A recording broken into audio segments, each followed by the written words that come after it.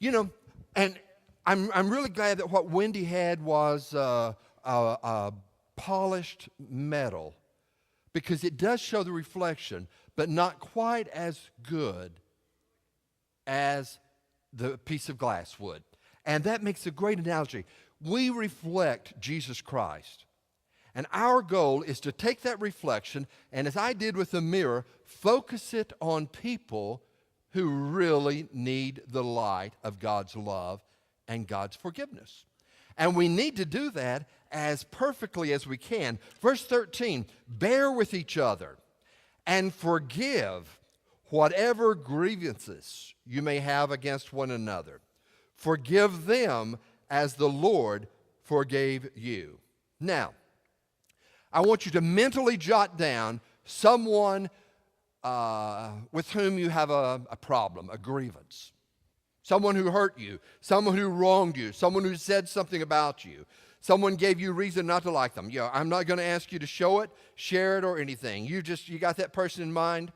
Now, take that person out of your thought pattern if their sin against you does not fall into the category that God used when he said, whatever. Whatever. It includes every sin known to man and sins that have not yet been dreamed of. There is absolutely no excuse for anyone to say, I just don't feel like forgiving that person yet. I'm not at the point where I can forgive, because there is a direct command as official as the Ten Commandments that says whatever a person has done that bothers you, forgive that person. Now, the Christ thing to do is to forgive a person. Not like most Baptists do. We say, okay, if you will ask me, I will forgive you. Christ did not do that.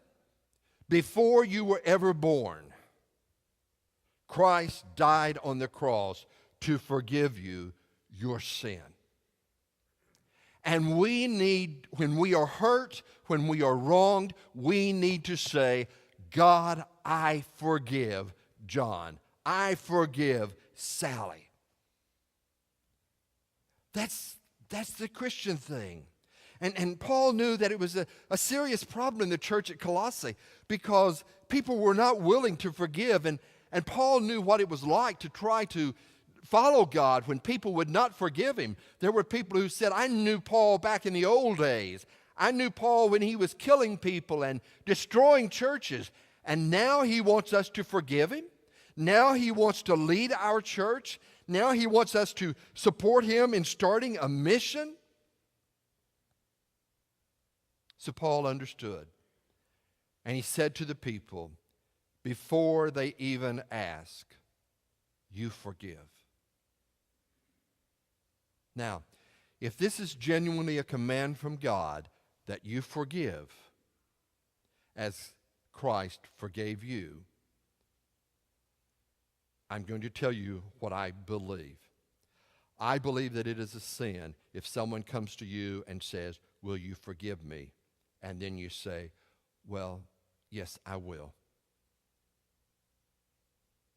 That's not a sin to forgive them. The sin is that you haven't already forgiven.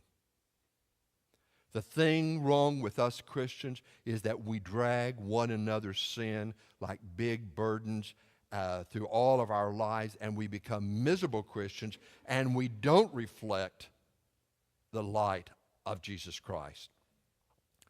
As long as there are two people on this earth, forgiveness is going to be a necessity in that relationship.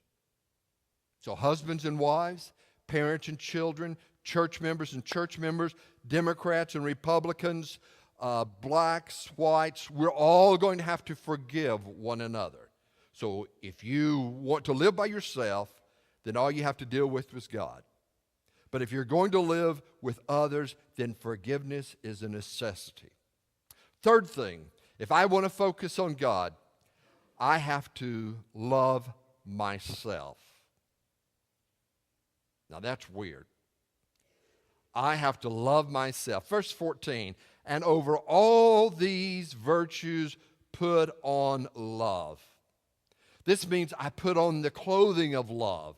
It's like putting on a tuxedo, you know. It's a very special outfit, uniform, dress. Now don't confuse this with narcissistic love. That's because that's where you stand in the mirror and you look at yourself and say, oh, I am so lovely. But this kind of love says, I am a wretch. This is like a bullfrog looking in the mirror. Very unlovely to look at, but he loves himself. And you know, folks, we've got to love ourselves. No wonder we have inabilities to love other people because we can't love our own broken lives. And I think as we love, ourselves, then we are able to reach out and love other people. And the wonderful thing is that, I say I hate snakes, and I do hate snakes, and I'm working on that because, for whatever reason, God created them. Maybe just to test me and say, will you love everything? But, when we look at people, everybody needs to be loved. And if we have put on the love of Jesus Christ and we've been able to realize how much God loves us and how different we are from God, wow. I don't know if you know it, but there's not a single one of you that I'm going to walk up to after the benediction and say, are you God? It's just not going to happen. But what should happen is that we realize that the church consists of people who have different points of view on any subject. Are you only going to love people who see eye to eye with you on everything? The church always has and hopefully always will have people of different political persuasions. Now, if you want to start a First Democratic Baptist Church down the road, you go for it. Or a First Republican Church or First Independent Church, you go for it.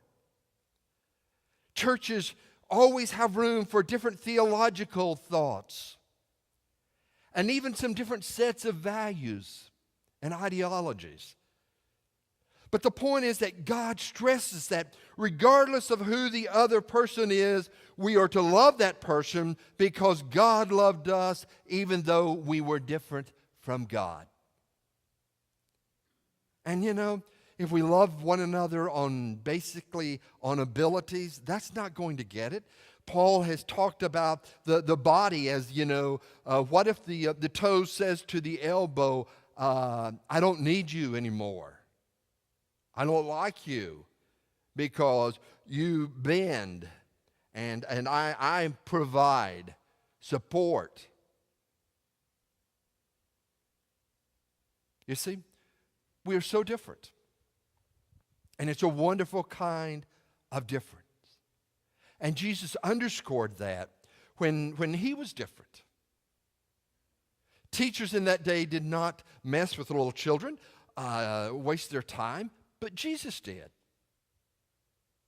Teachers taught in the Greek philosophy type or the Roman style or even the ancient Hebrew style. But Jesus talked about wildflowers and little birds flying through the air. Now, you may not have the same relationship with your family that I do with mine. I love my family. And I mentioned this in Bible study a couple of weeks ago. I love my family with their shortcomings. And I know their shortcomings better than anyone else in this room. I love my family when they make me proud. I love my family when they embarrass the fool out of me. But the most important time that I can love my family is when they don't deserve to be loved. The most important time you can love people in this church is when they really don't deserve to be loved. Your pastor included.